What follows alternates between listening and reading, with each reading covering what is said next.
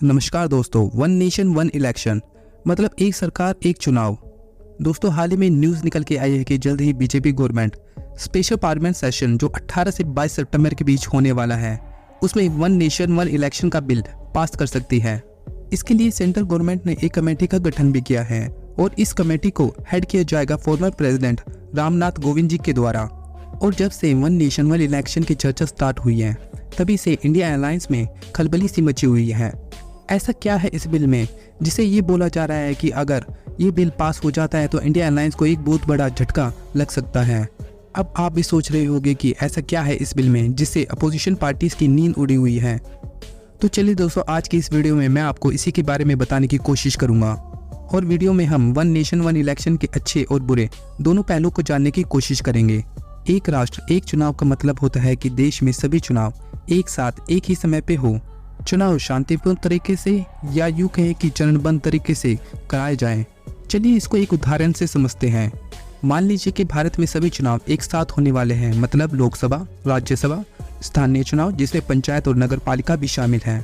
ये सभी एक साथ होने वाले हैं। इससे ये होगा कि हिंदुस्तान की आम जनता बस एक बार ही जाके लोकसभा, राज्यसभा और स्थानीय चुनाव के लिए मतदान करेगी और फिर उसको दोबारा अगले 5 साल तक के लिए मतदान करने की आवश्यकता नहीं है।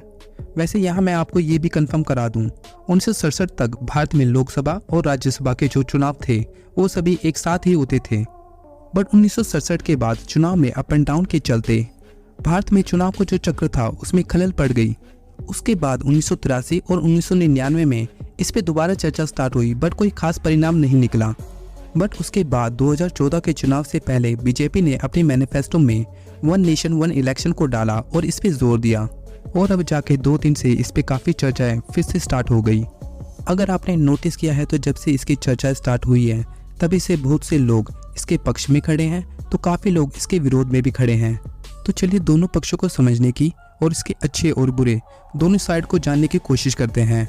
वन नेशन वन इलेक्शन मतलब एक देश एक चुनाव का जो सबसे बड़ा फायदा बताया जा रहा है वो है चुनाव के समय होने वाले पैसे का बचाव। एक अनुमान की माने तो बिहार जैसे एक बड़े राज्य में चुनाव के टाइम पे करीब 3000 करोड़ से भी ज्यादा का खर्चा आता है। और इसके अलावा अदर चुनाव जैसे पंचायत एंड नगर निगम के भी चुनाव होते हैं तो उसका खर्चा भी अलग से आता है, मतलब कि टोटल टाइम और मनी की वेस्टेज। और इसमें मैन पावर का भी उचित उपयोग नहीं हो पाता क्योंकि आपकी खुद की मैन पावर साल दर साल इन्हीं चुनावों में उलझी रहती है। इसका दूसरा फायदा ये होता है कि जीतने वाली पार्टी नेक्स्ट 5 इयर्स तक अपने काम पे फोकस कर सकती है। इसको आप ऐसे भी समझ सकते हैं, हम काफ़ी लंबे समय से देखते आए हैं कि जब भी भारत में चुनाव होते हैं तो सभी पार्टीज अपने काम को छोड़ के विज्ञापनों पे ज़्यादा ध्यान देती हैं। जैसे बीजेपी के अगर हरियाणा में इलेक्शन है तो अदर बीजेपी स्टेट हरियाणा को जीतने में मदद करेगी, जिससे उनकी खुद की स्टेट में काम पे से फोकस कम हो जाता है। अब इससे जो टैक्स पेयर का पैसा एक स्टेट में यूज होने वाला था अब वो अदर स्टेट में बढ़ जाता है और इससे डायरेक्ट प्रभाव देश की तरक्की पे पड़ता है। तो अब आप इससे खुद आइडिया लगा सकते हैं कि अब आप कितना पैसा बचा सकते हैं वन नेशन वन इलेक्शन से। साथ ही चुनाव में प्रशासनिक खर्चा सिक्योरिटी फोर्सेस या इलेक्शन ऑफिसर्स के कारण होता है, उन्हें भी एक राष्ट्र एक चुनाव से काफ़ी हद तक कम किया जा सकता है। तो दोस्तों, ये थे इसके फायदे। अब बात करते हैं इससे जुड़ी चिंताओं के बारे में। इसमें पहली चिंता संघीय समस्या है। इसका मतलब है कि एक साथ चुनाव होने से विधानसभा की कार्यशर्तों में बदलाव आएगा। बट यहाँ पे ध्यान देने वाली बात यह है कि यह बदलाव बस एक बार के लिए ही होगा। दूसरा पॉइंट ये है कि वन नेशन वन इलेक्शन को लागू करने के लिए भारत की कॉन्स्टिट्यूशन में कुछ सुधार संशोधन करने होंगे। और तीसरा यह है कि इससे क्षेत्रीय पार्टियों को भी बड़ा नुकसान होगा क्योंकि एक साथ चुनाव के दौरान वोटर्स द्वारा डोमिनेट पार्टीज को वोट देने की संभावना अधिक होती है और यह भी संभावना रहेगी कि वो एक ही पार्टी को तीनों वोट करें।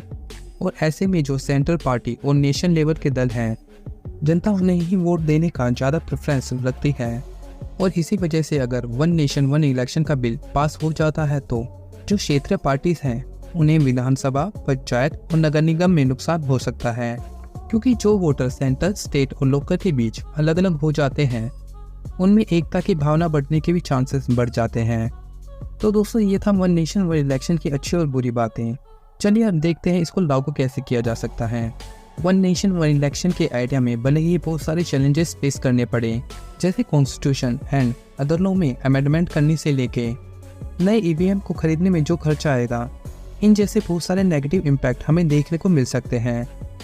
लेकिन एक बार जब ये इम्प्लीमेंट हो जाएगा तो इससे डायरेक्ट फायदा देश की डेमोक्रेसी को ही होगा। साथ में चुनाव में होने वाला खर्चा, मानव संसाधनों की बर्बादी, समय की बचत और सभी राजनीतिक दलों का जो ध्यान चुनाव में बटा रहता है, इससे सभी चीज़ें बेहतर हो जाएंगी। इससे जो लार्ज स्केल पे जो काम किए जा रहे हैं पूरे देश में, उन पे भी ज़्यादा फोकस किया जा सकता है, क्योंकि लगातार चुनाव चलने से लार्ज स्केल पे जो प्रोजेक्ट चलते रहते हैं उनमें डिले की समस्या भी बनी रहती है एंड कोई भी पार्टी कंटिन्यूसली अपने वर्क पे ध्यान नहीं रख पाती, जिसके चलते बहुत सारे प्रोजेक्ट या तो स्टार्ट ही नहीं होते या हमेशा बीच में ही जुड़ते रहते हैं। तो वन नेशन वन इलेक्शन एक सभी समस्याओं का समाधान बन के सामने आ सकता है और ज़्यादा फायदे तो हम इसके इम्प्लीमेंट होने के बाद ही देख सकते हैं। लेट्स सी आगे क्या होता है। खैर आप बताइए, आप इस बारे में क्या सोचते हैं? अपनी राय कमेंट में बता सकते हैं। जय हिंद।